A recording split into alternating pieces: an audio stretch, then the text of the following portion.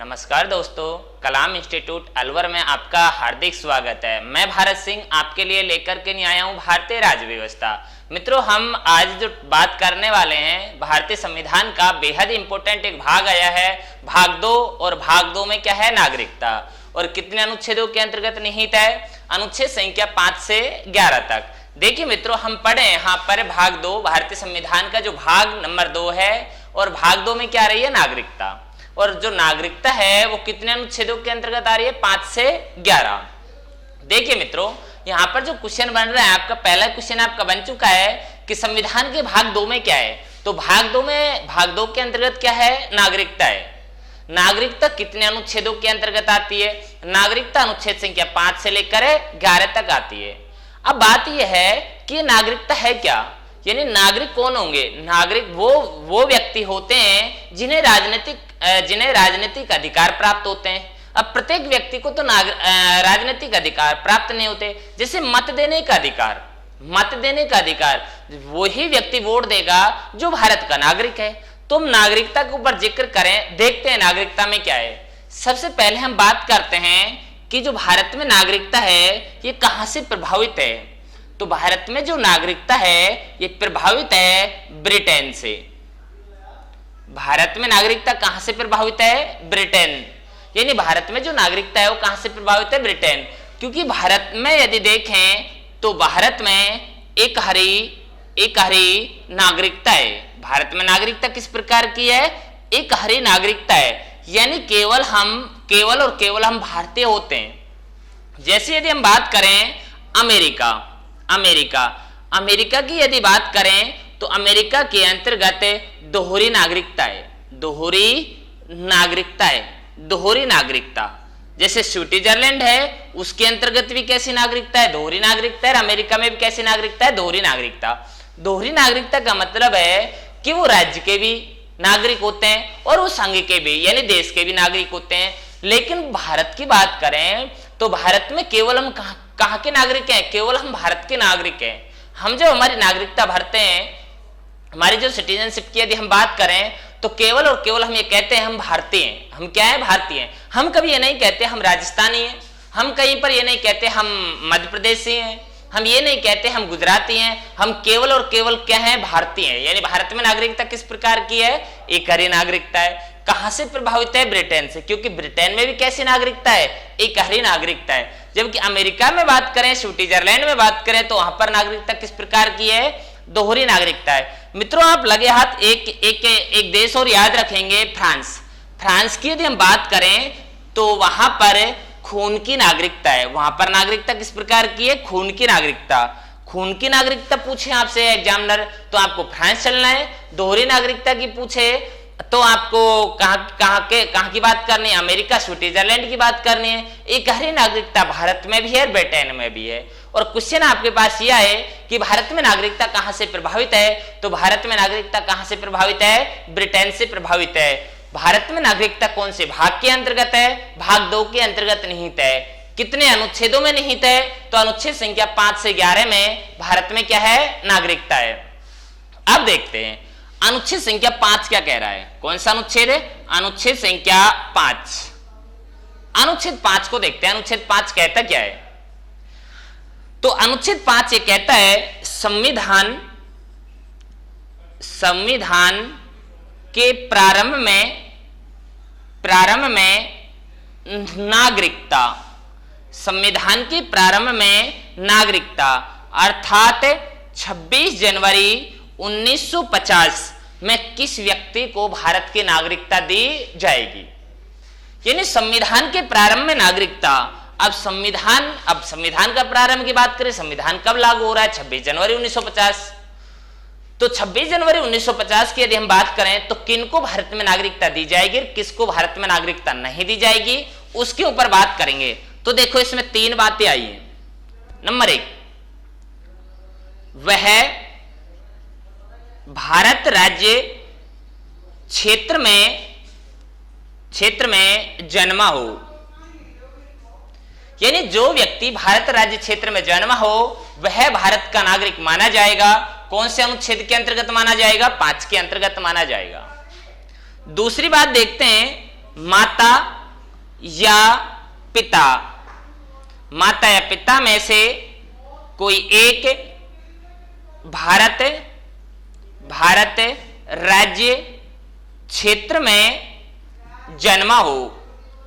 जिस व्यक्ति के माता या पिता भारत राज्य क्षेत्र में जन्मे हैं वह व्यक्ति भी भारत का क्या माना जाएगा? नागरिक माना जाएगा। नंबर 3, वह व्यक्ति सामान्य तौर पर 5 वर्ष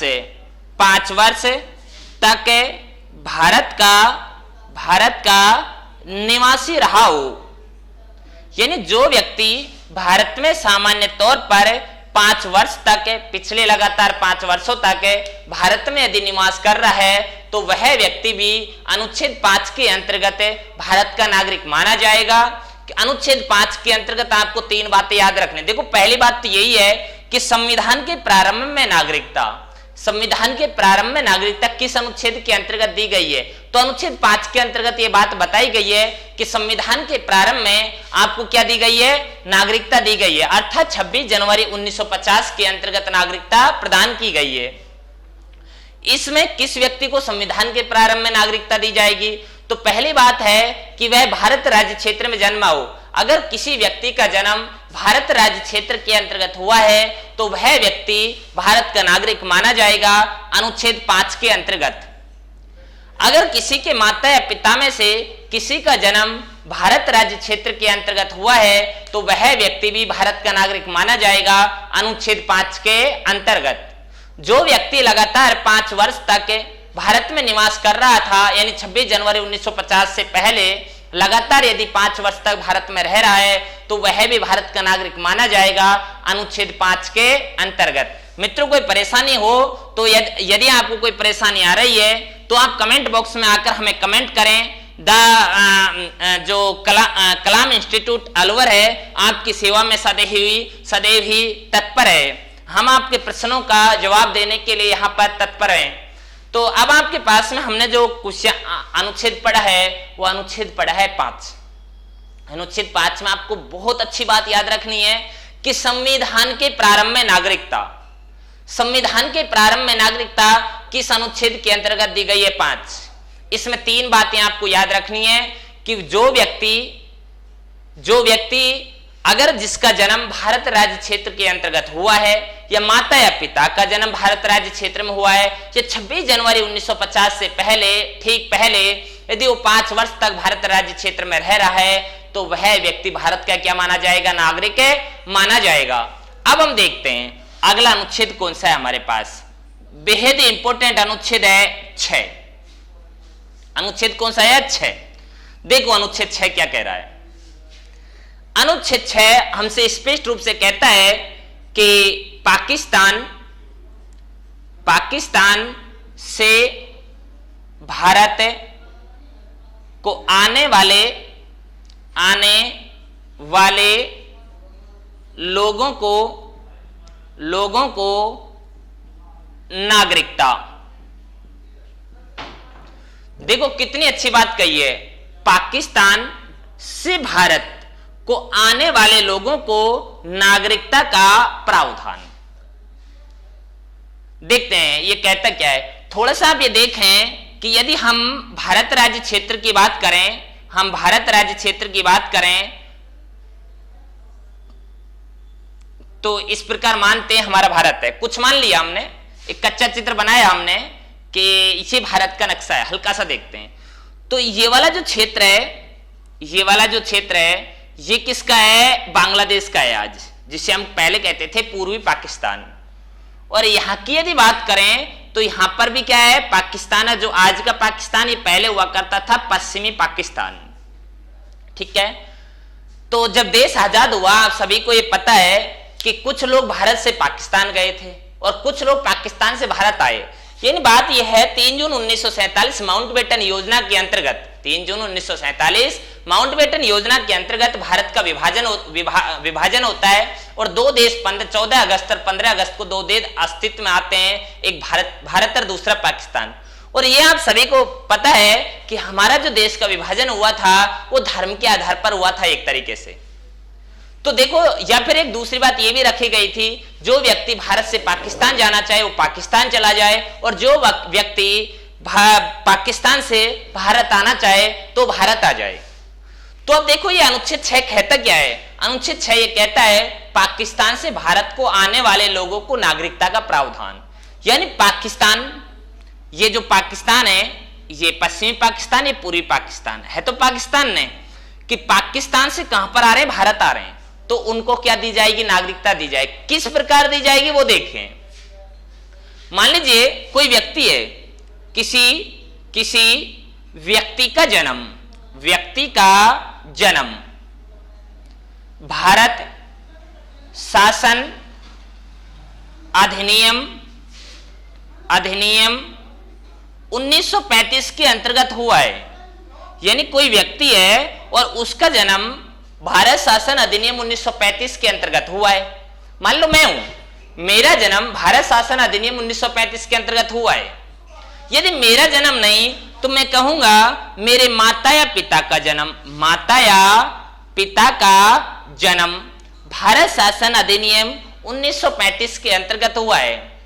चलो, मेरे माता या पिता का भी नहीं, तो आगे देखें यहाँ पे दादा या दादी का जन्म कब हो रहा है? भारत शासन अधिनियम 1935 के अंतर्गत हो रहा है।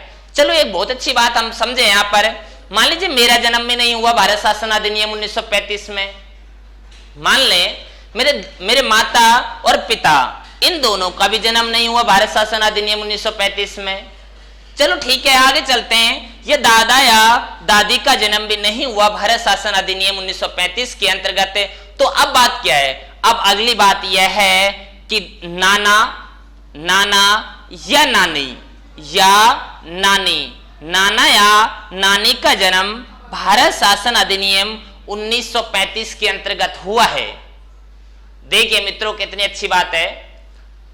मेरा हो, यदि मेरा नहीं है, मेरे माता या पिता का हो, माता या पिता का नहीं है, दादा या दादी का हो। मान लीजिए मेरे दादा या दादी का भी नहीं है, तो नाना या नानी का भी यदि किसी एक का जन्म भारत शासन अधिनियम 1935 के अंतर्गत हुआ है, और मैं 19 जुलाई 1948 से पहले पाकिस्तान से कहां पर आ गया हूं? भारत आ गया हूं, और लगातार 6 माह तक, कितने माह तक? 6 माह तक भारत में सामान्य तौर पर निवासी रहा हूं, तो मुझे भारत की नागरिकता प्रदान कर दी जाएगी।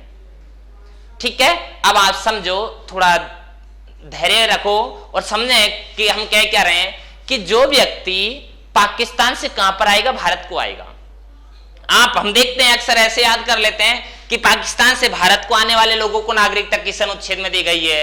6, हो गया काम। नहीं, हमको पूरा याद करना है। यहाँ पर हमको आज का एग्जामिनर के अनुसार चलना है।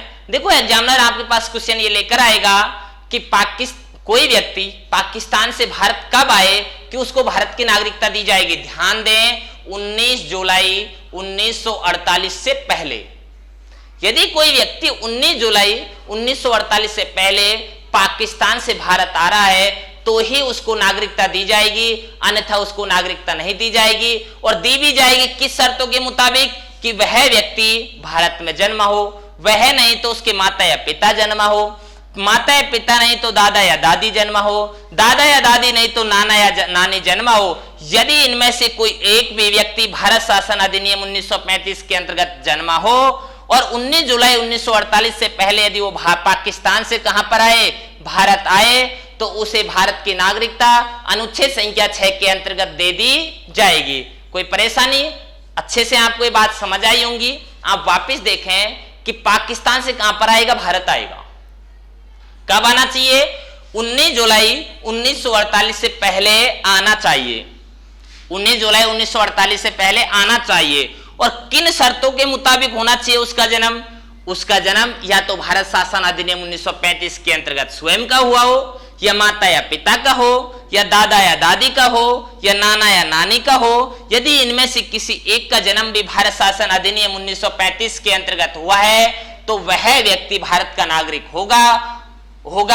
अन्यथा जो बाकी की जो शर्तें उनके मुताबिक उसको काम करना पड़ेगा। देखते हैं आगे हमारे पास एक अनुच्छेद है, अनुच्छेद संख्या 7। कौन सा अनुच्छेद आया है? 7। देखते हैं 7 क्या कहता है। देखिए, भारत से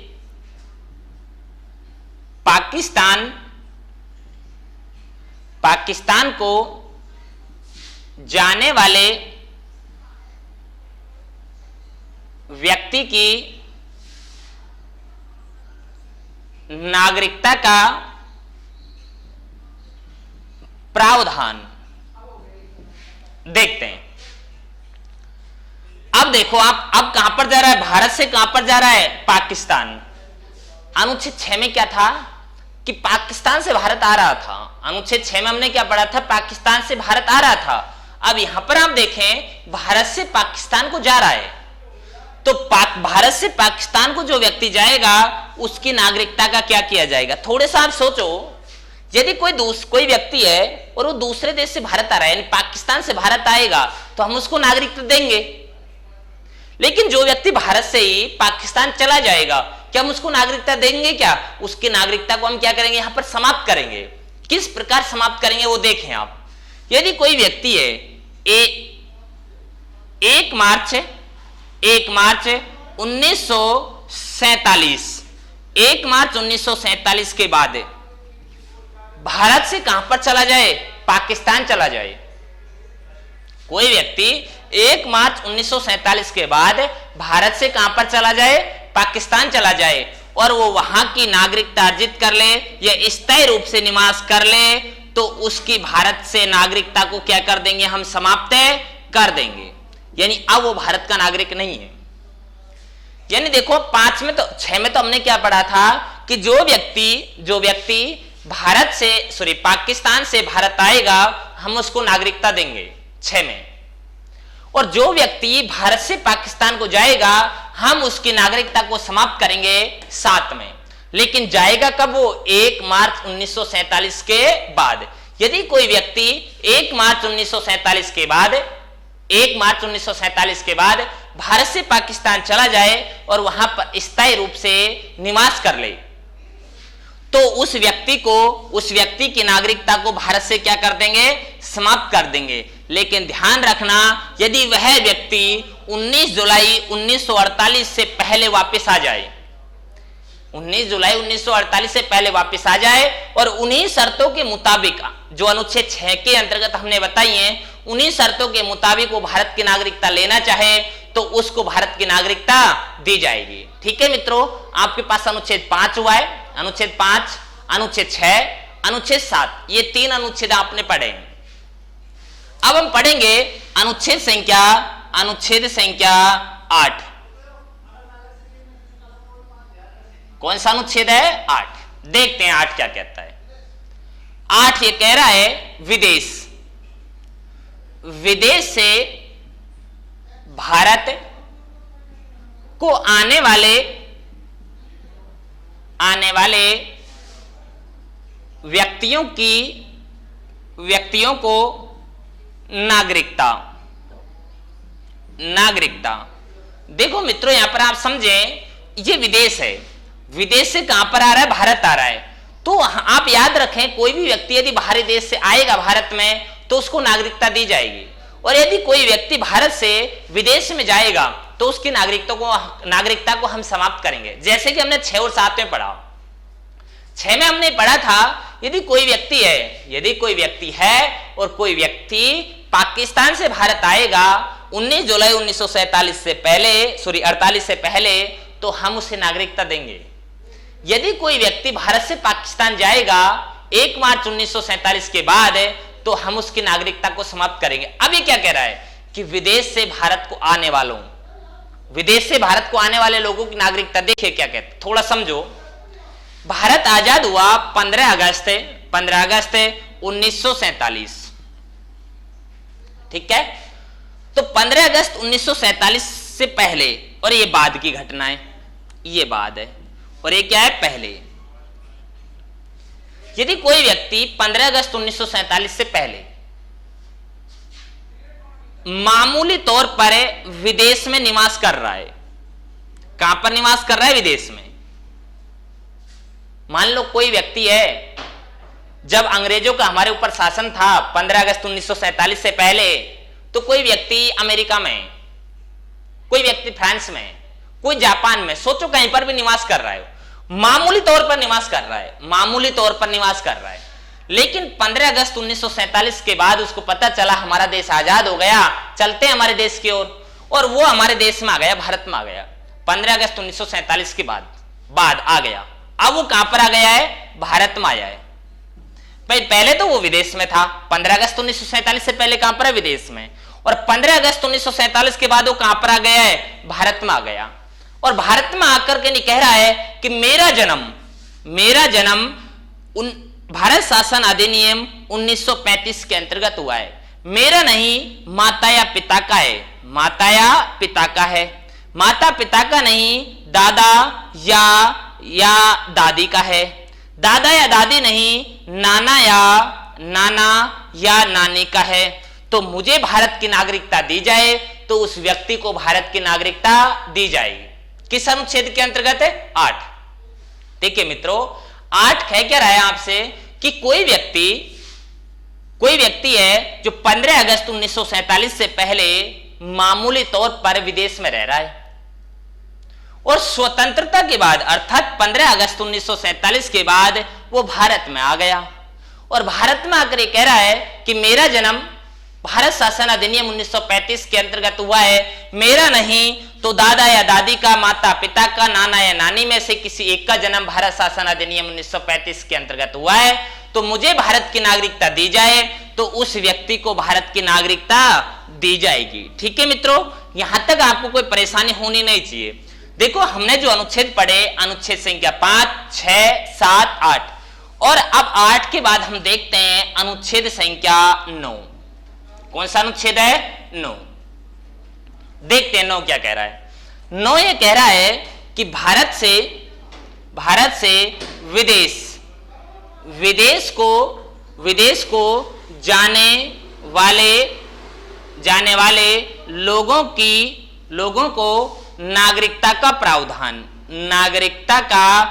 प्रावधान। देखो समझो, हमने 8वें पढ़ा था कि विदेश से भारत आ रहे थे, उनको हम नागरिकता दे रहे थे। अब यहां पर हम पढ़ क्या रहे हैं? भारत से कहां पर जा रहे हैं? विदेश को जा रहे हैं। तो अब आप समझाइए, हमें बताने का प्रयास करें। जो व्यक्ति भारत से विदेश चला जाए, दूसरे देश को जाएगा, तो क्या हम उसको नागरिकता देंगे? अरे हम उसकी नागरिकता को क्या करेंगे? यहां पर समाप्त करेंगे। हम उसकी नागरिकता को क्या करेंगे? समाप्त करेंगे। देखिए किस प्रकार करेंगे। मान लीजिए कोई व्यक्ति भारत से विदेश चला जाए और वो वहां पर स्थायी रूप से बस जाए, या वो वहां की नागरिकता अर्जित कर ले, नागरिकता अर्जित कर ले, तो भारत से उसकी नागरिकता को हम क्या कर देंगे? समाप्त कर देंगे। भारत में उसकी नागरिकता क्या हो जाएगी? समाप्त। देखिए वापस समझो आप, हमने अनुच्छेद 5, 6, 7, 8, 9 पढ़े। तो 5 में तो हमने पढ़ा संविधान के प्रारंभ में नागरिकता, कि संविधान के प्रारंभ में हम किनको नागरिकता देंगे? संविधान के प्रारंभ में हम नागरिकता किनको देंगे? तो संविधान के प्रारंभ में हम नागरिकता किनको देंगे? तो 3 बातें वहां पर बताई कि जिसका जन्म भारत राज्य क्षेत्र के अंतर्गत हुआ हो। दूसरी क्या बताई? उसके माता या पिता का जन्म भारत राज्य क्षेत्र के अंतर्गत हुआ हो। तीसरी क्या बताई थी? वो लगातार 5 वर्ष तक भारत का क्या रहा हो? निवासी रहा हो, यानी 26 जनवरी 1950 से पहले, तो उसे अनुच्छेद 5 के अंतर्गत नागरिकता देंगे। 6 में क्या बताया था हमने? यदि कोई व्यक्ति पाकिस्तान से भारत आएगा उसको नागरिकता देंगे। 7 में क्या बताया? भारत से पाकिस्तान को जाएंगे उसकी नागरिकता समाप्त करेंगे। 8 में क्या बताया? विदेश से भारत को आएगा उसको नागरिकता देंगे। 9 में क्या बताया? भारत से विदेश को जाएगा उसकी नागरिकता को समाप्त करेंगे। अच्छा मित्रों समझो थोड़ा सा, देखिए आप ऐसे याद करें, एक तो है पाकिस्तान और एक है विदेश। पाकिस्तान का विवरण 6 और 7 में, विदेश का विवरण 8 और 9 में।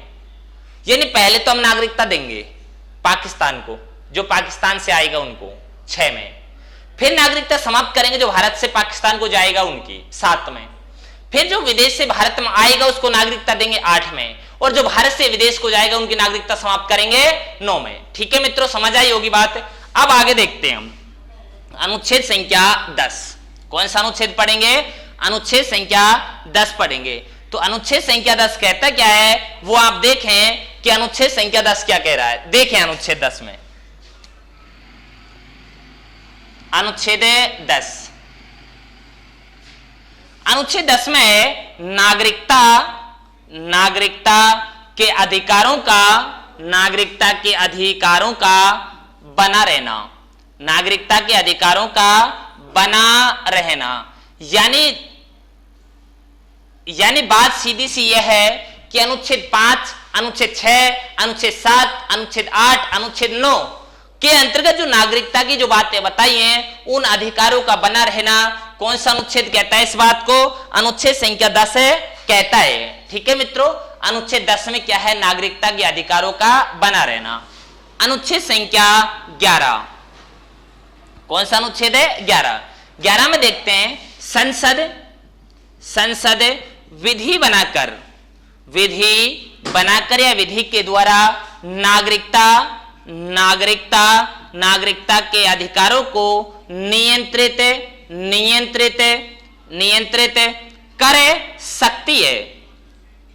यानी संसद विधि के द्वारा, संसद विधि द्वारा नागरिकता को नियंत्रित कर सकती है। यानी नागरिकता से संबंधित जो कानून बनाएगी, नागरिकता से संबंधित यदि कानून बनाने का किसी को अधिकार दिया गया है तो किसको दिया गया है? संसद को। एकदम याद रखें कि नागरिकता को नियंत्रित या विनियमन, जिसको हम कहते हैं विनियमन करने का अधिकार किसको प्रदान किया गया है? तो किसको प्रदान किया गया है? संसद को। और संसद किस प्रकार करेगी? विधि के द्वारा, कानून के द्वारा ये सारे के सारे काम करेगी। देखिए मित्रों, हमने अनुच्छेद संख्या 5, 6, 7, 8, 9, 10, 11 पढ़ा। 11 क्या कह रहा है? संसद विधि के द्वारा नागरिकता को नियंत्रित किया जाना या नागरिकता का विनियमन किया जाना। इसी को ध्यान में रखते हुए जो नागरिक नियंत्रित वाली जो बात की है, नागरिक संसद विधि के द्वारा नागरिकता का विनियमन किया जाना। और संसद ने, जो संसद है, संसद ने नागरिकता अधिनियम, नागरिकता अधिनियम 1955 में बनाया। मित्रों एकदम याद रखना है, नागरिकता अधिनियम संसद ने कब बनाया था? 1955 में। नागरिकता अधिनियम कब बना था? 1955 में। 1955 में जो नागरिकता अधिनियम बना, इसमें नागरिकता अर्जित करने के 5 तरीके बताए। कितने प्रकार बताए? 5। क्या भारत में किस किस प्रकार भारत की नागरिकता को अर्जित कर सकते हैं? बात करें नंबर 1, आप जन्म के आधार पर भारत के क्या हो सकते हैं? नागरिक हो सकते हैं। किसके आधार पर हो सकते हैं? जन्म के आधार पर हो सकते हैं। आप भारत में वंश के आधार पर भारत के नागरिक हो सकते हैं। आप भारत में पंजीकरण के आधार पर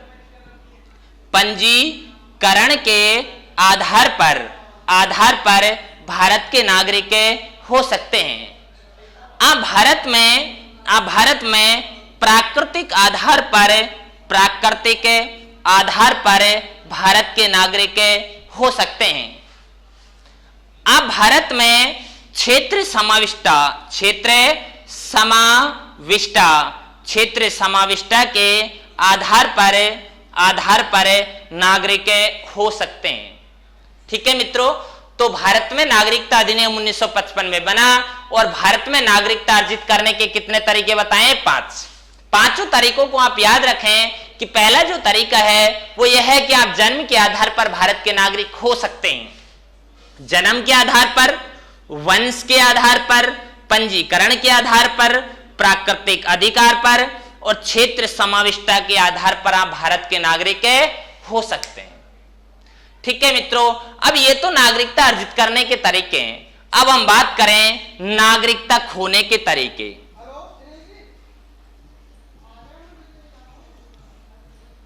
तो आप नागरिकता को 3 प्रकार से खो सकते हैं। अब 3 प्रकार कौन कौन से हैं? नंबर 1 है स्वैच्छिक त्याग। स्वैच्छिक त्याग, कोई व्यक्ति यदि स्वेच्छा से त्याग कर दे नागरिकता, तो नागरिकता खोने के जो तरीके हैं वो कितने? 3 हैं। पहला क्या है? स्वैच्छिक त्याग है, दूसरा है बर्खास्ती के द्वारा, और तीसरे की यदि हम बात करें तो वंचित द्वारा है, वंचित कर दिया जाएगा। ठीक है, तो नागरिकता खोने के तरीके कितने हैं? 3, और नागरिकता प्राप्त करने के तरीके कितने हैं? 5। आप सभी को याद रखें, आपके पास क्वेश्चन आएगा नागरिकता अधिनियम कब बना? 1955 में। नागरिकता अधिनियम 1955 के अंतर्गत आप भारत की नागरिकता कितने तरीके से प्राप्त कर सकते हैं? 5। वंश, जन्म के आधार पर, वंश के आधार पर, पंजीकरण के आधार पर, प्राकृतिक आधार पर, क्षेत्र समाविष्टता के आधार पर। खोने के तरीके कितने हैं? 3 तरीके हैं। कौन कौन से हैं? कोई स्वेच्छा से त्याग दे, किसी को बर्खास्त कर दे, या किसी को वंचित कर दिया जाए। इस प्रकार आप भारत में नागरिकता को प्राप्त कर सकते हैं, और भारत में की नागरिकता को आपसे छीना जा सकता है। ठीक है मित्रों, अब हम बात करें कि नागरिकता अधिनियम 1955 में कब कब संशोधन हुआ। तो नागरिकता अधिनियम 1955 की यदि हम बात करें तो देखते हैं कब कब इसके अंतर्गत संशोधन हुआ। इसमें संशोधन होता है 1986 में, इसमें संशोधन होता है 1992 में, इसमें संशोधन होता है 2003 में, इसमें संशोधन होता है 2005 में, इसमें संशोधन होता है 2015 में, और 2015 के बाद जो संशोधन हुआ 2019, जो बड़ा ही विवादास्पद रहा है। यानी संसद नागरिकता अधिनियम संशोधन, जो संसद नागरिकता अधिनियम 1955 बना, उसमें संशोधन 1986 में हुआ, उसमें संशोधन 2003 में हुआ, उसमें संशोधन 2005 में हुआ, उसमें संशोधन 2015 में हुआ, और उसमें संशोधन हुआ 2019 में। ठीक है मित्रों, इस प्रकार हमारा भाग 2 होता है समाप्त। एक बार हम पुनः रिपीट करते हैं। अनुच्छेद 5, कौन सा अनुच्छेद है? 5। तो अनुच्छेद 5 को हम देखते हैं, वापस देखते हैं, एक बार अपनी क्लास को रिपीट करते हैं। आप बने रहे हमारे साथ में। तो बात करें अनुच्छेद संख्या 5, संविधान। संविधान के प्रारंभ में क्या दी जाएगी? नागरिकता। संविधान के प्रारंभ में नागरिकता कौन से अनुच्छेद में? 5 में। अनुच्छेद 6, पाकिस्तान से भारत को आने वाले लोगों को नागरिकता किस अनुच्छेद में दी जाएगी? पाकिस्तान से भारत को आने वाले लोगों को नागरिकता किस में दी जाएगी? 6 में। अनुच्छेद संख्या 7, भारत से विदेश को जाने वाले लोगों की नागरिकता किस अनुच्छेद में समाप्त की जाएगी? 7 में। यदि कोई व्यक्ति भारत से कहां पर चला जाए? पाकिस्तान को चला जाए तो उसकी नागरिकता किस अनुच्छेद में समाप्त की जाएगी? 7 है। अनुच्छेद संख्या 8 है, यदि कोई व्यक्ति विदेश से कहां पर आए? भारत आए, तो उसको नागरिकता किस अनुच्छेद में दी जाएगी? 8 में। यदि कोई व्यक्ति, अनुच्छेद संख्या 9 ये कहता है कि भारत से कहां पर चला जाए? विदेश चला जाए, तो उसकी नागरिकता को हम क्या कर देंगे? समाप्त। देखो 6 में तो क्या है? पाकिस्तान से भारत आएगा उसको नागरिकता देंगे। 7 में क्या है? जो भारत से पाकिस्तान जाएगा उसकी नागरिकता को समाप्त करेंगे।